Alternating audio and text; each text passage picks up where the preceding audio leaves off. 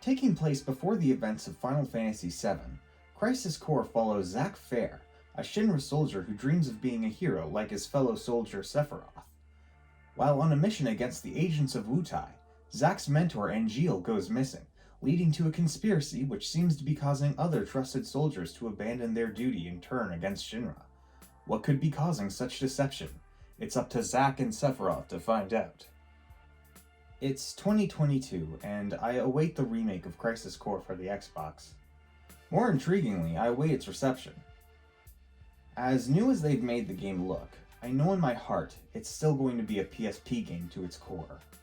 And I don't consider that to be a bad thing. I just wonder if it'll feel as fresh to others as it did to me back in 2007. Because the moment the game started, I was back.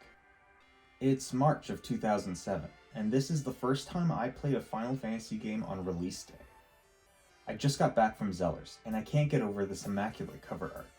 Upon entering the disc into the device, I am treated to music both beautiful and tragic. As I've played the game this is a prequel to, I know the fate of our protagonist, and I find this music fitting. And as the game starts, I can tell its opening minutes are calculated to play on nostalgia.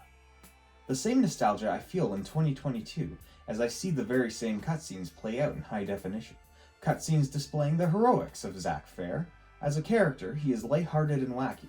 I honestly didn't know how to feel about him at first, considering how attached I was to his predecessor in Final Fantasy VII, Cloud Strife. But it wasn't long before I started to get used to and even care about this goofball of a protagonist. And again, knowing his fate made me feel far more invested than I otherwise would have. It was interesting to see future villains like Sephiroth being treated like friends and mentors before gaining their bloodthirsty reputations. Going back to the gameplay of the remake, the already fast-paced combat is faster, funner, yet just as flawed in a contemporary sense as the original was back in the day. I recall a conversation I once had with a friend over the phone. He asked me about the game, as he himself was a casual Final Fantasy fan, and I said it was great. The story was deep, the combat was very fun and engaging. I even went on to say that it might be what the upcoming Final Fantasy XIII would play like.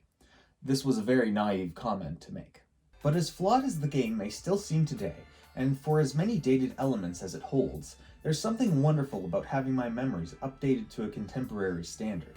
Something I wished could have happened with Crystal Chronicles. The graphics aren't revolutionary, but they are head and shoulders above the PSP. The combat is shallow in comparison to the Final Fantasy VII Remake, but it still plays better than it ever has. And finally, you can skip those darn DMW cutscenes, leading to a faster, more flexible experience in combat. And while we're at it, the ability to actually use a controller feels like a significant quality of life upgrade in itself. Crisis Core will always be a dated experience, and I don't know how it could hold up for those who have never experienced it before, but it's an essential story in the canon of Final Fantasy, and for all of its inherited jank, I don't know if I'd ever want it any other way. Aside from maybe an easy mode. I would have really liked an easy mode.